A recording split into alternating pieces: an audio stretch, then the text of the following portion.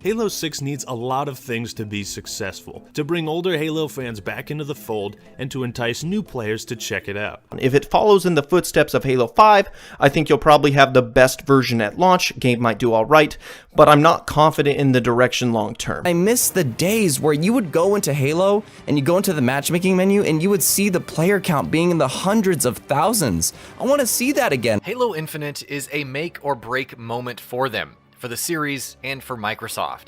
This is a chance for them to get this legendary franchise back on track, to go back to what endeared it to millions in the first place, to recapture the magic that it so effortlessly captured during the years of the Xbox and Xbox 360.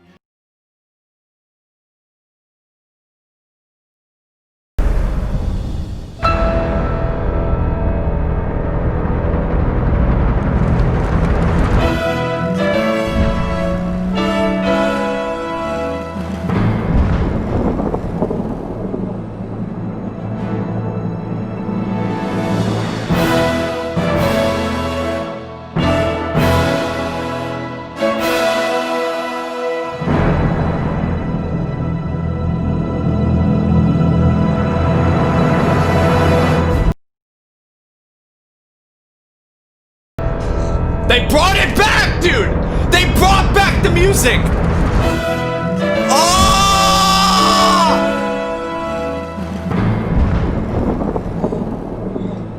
Take me! Take me home! Take me home, baby! I waited so long! Oh! Halo looks like Halo again. Good job, the entire Halo community. You guys did it. This is the kind of Halo experience I want from a modern game. If I could summarize how I feel overall, the trailer showed me a Halo game that has everything I look for.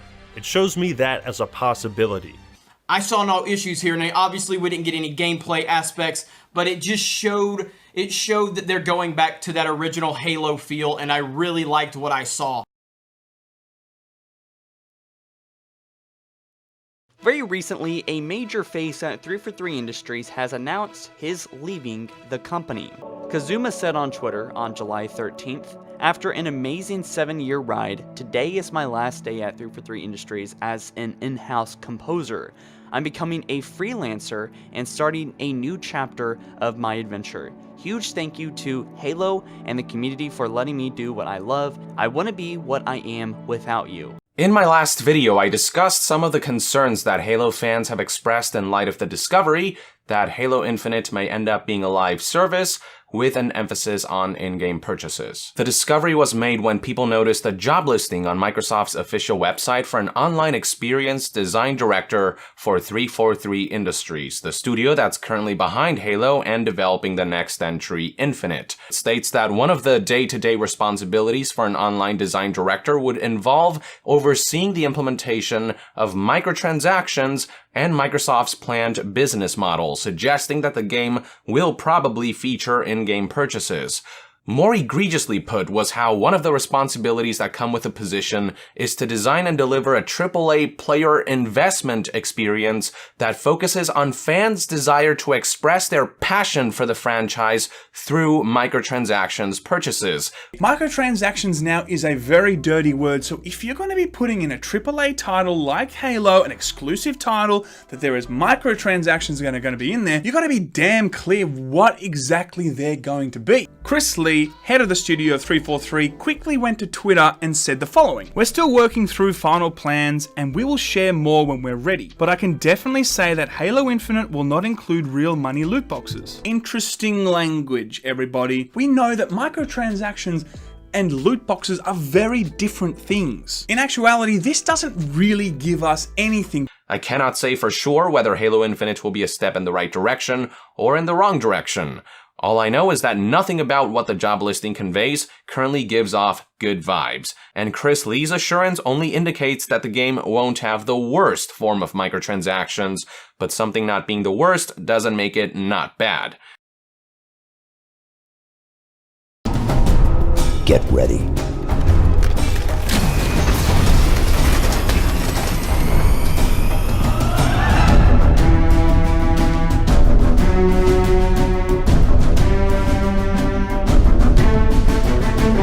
On the Xbox website's description of Halo Infinite, it says, "It will take place after Halo 5 Guardians and continue that story. It will take the franchise in ambitious and unexpected directions."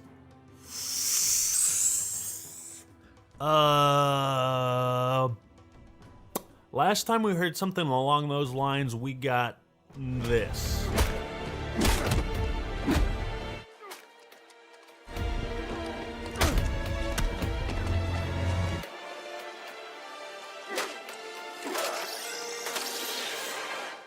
.343 is abandoning their vision and what separated themselves from Bungie. Tim Longo leaves 343 Industries, and that is confirmed. As suspected, 343 Industries has been having quite a leadership change over the past couple of years internally, and we've seen this with job listings changing around, some people saying they're leaving, some people saying they're joining, and with the narrative director leaving, as well as Brian Reed, the lead writer for Halo 5 disappearing, it's left us like wondering what's going on.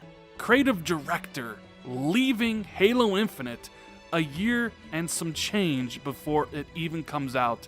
And my first reaction to this is, oh boy, this is not good news. Roles and responsibilities of various team members regularly evolve to meet the needs of a game throughout development. We have recently had 2 changes to the Halo Infinite development team. Our executive producer, Mary Olsen, will now take charge of the campaign team on Halo Infinite as the lead producer, utilizing her many years of experience at 343 to help craft a great campaign for fans. Additionally, Tim Longo has recently departed our team, and we are truly thankful for his many contributions to our games, our studio, and the Halo universe. We wish Tim nothing but the best in his future endeavors. The overall creative vision and production of the game remains led by Chris Lee, studio head of Halo Infinite. We have a world-class team building Halo Infinite, and the overwhelming positive response by fans has energized more than ever to create the best Halo game to date alongside Project Scarlet and Holiday 2020. These changes have no impact on the release date for Halo Infinite. But it's not just Tim, it's also Mary Olsen, who, a year before the game comes out, is now in charge of the campaign team as the lead producer. So, who left that role? Was the campaign not working out very well either? So you need to make that change this late in the production? And as well as with the creative director? My first thought is bad things for Halo Infinite. Maybe this isn't the game everybody has been hoping for.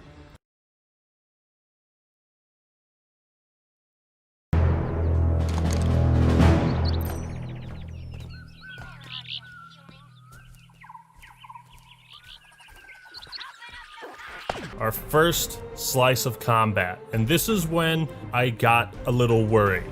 Number one, the textures just...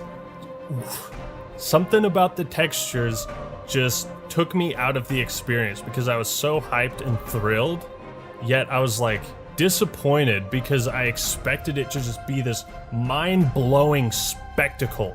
And yet I can't say that it looks better than Halo 3, Reach 4, or 5. I honestly can't say that. The overall consensus in the Halo community is a sense of feeling underwhelmed and a little concerned. As for gamers in general, people are pretty ecstatic and excited to see what Halo is going to look like this time around. But this is pretty jarring for us fans, as we've waited and died for just any drop of Halo news for years. And finally, with gameplay, the sandbox, the open world, and abilities do look fun in my opinion, and I think most people are okay with it at the very least, but it's the visuals that have people a little bit worried. When Chief steps out of the Pelican, something immediately wasn't right. The models and the world should, in theory, be great looking, but for some reason, this demo was very flat and kind of underwhelming. People have pointed out stuff like the grass or the cloud pop-in, which was a bit distracting, but I was more curious as to why the look wasn't clicking with me. Some folks have brought up the Reach assault rifle as a good comparison, and while the Halo Infinite assault rifle is objectively of a higher graphical quality, it's probably got more polygons in it than anything in Halo Reach. The Reach assault rifle looks better. Not because it is graphically better, but Bungie was very clever with how they do the texturing to imply more detail than there really is. I guess that would probably be a complaint that I do have. But this looks like a current gen game. I'm gonna have to watch this again and see if I can actually spot an extra. I was not trying to look at this trailer like a game engine like developer trying to like, analyze every frame. I was just trying to watch it for how I would just see it as a normal person first before I started analyzing it. But to me, this does not feel next gen at all.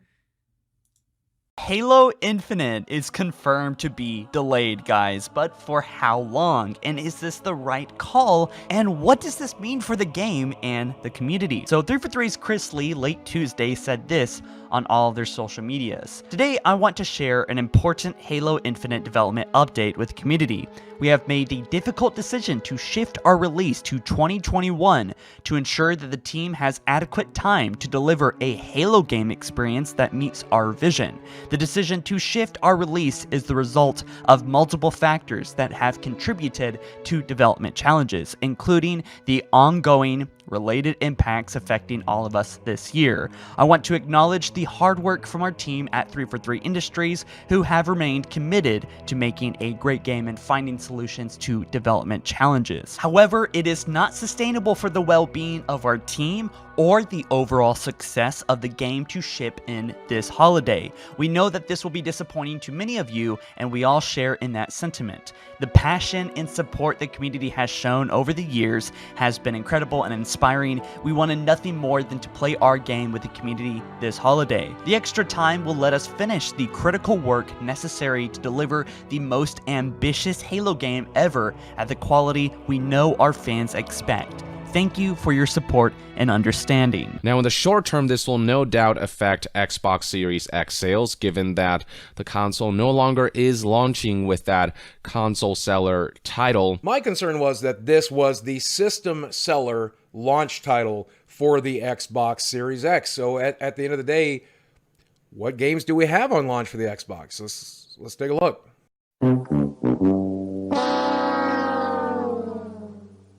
I mean, this is really devastating for someone like me who is really, really rooting for Xbox this generation.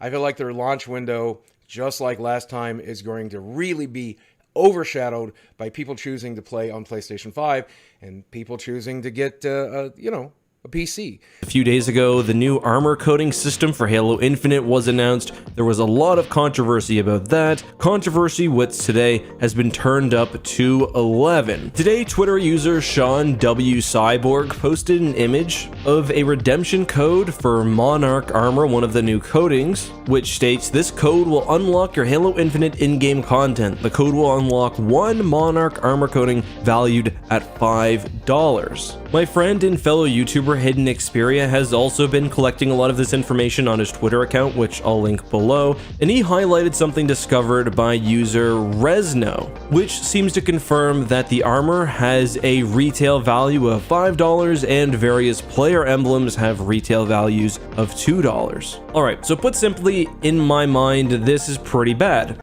I'm not so sure I agree with the methodology of all this. So from a gut level, guys, I don't like this. And I probably can't articulate it too much better than that. Now, to the commenters who are saying, hey, it's a free game, they've got to make money somehow. I get you, but I think those transactions and those areas should be additive and not subtractive. I think on a base level, by removing primary and secondary color customization options, you have to have an exponential huge amount of coatings for players to find the exact coating that they want. And even then, there's probably going to be a handful of players that they bump into somewhere online who also has it. It's subtractive in nature, and I think players at this point have been screaming since Halo 4, we want an experience that delivers to us what we got in 2007 from Halo 3 and then some. Halo Infinite is completely screwed. The project that's intended to be a complete reboot to the franchise and to breathe new life into the FPS, this game is going to be a complete dumpster fire because yet another person has just quit. Halo Infinite game director Chris Lee has just resigned. Now, this is important because not only is the man the director of the freaking game, which was supposed to be coming out, originally the release date was like in a month, now it's not. He's not even the first director to quit.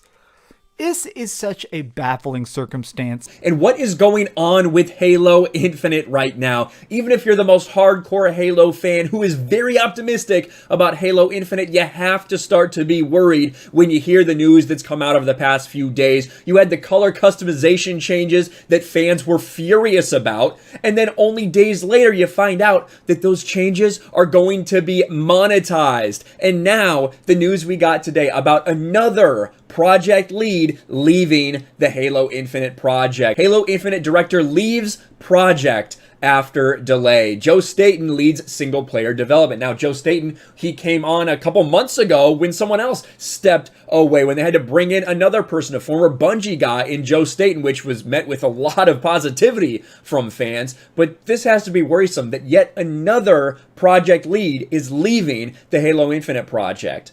Halo Infinite project director Chris Lee has left the project after following a delay that will see the next Master Chief Adventure released in 2021 instead of this holiday. Lee confirmed the departure to Bloomberg News, Jason Schreier. In a statement, Lee said, "I have stepped back from Infinite and am looking at future opportunities. I believe in the team and confident they will deliver a great game, and now it is a good time for me to step away."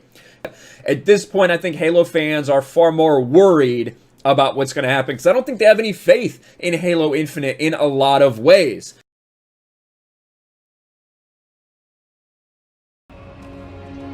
Halo. It's finished.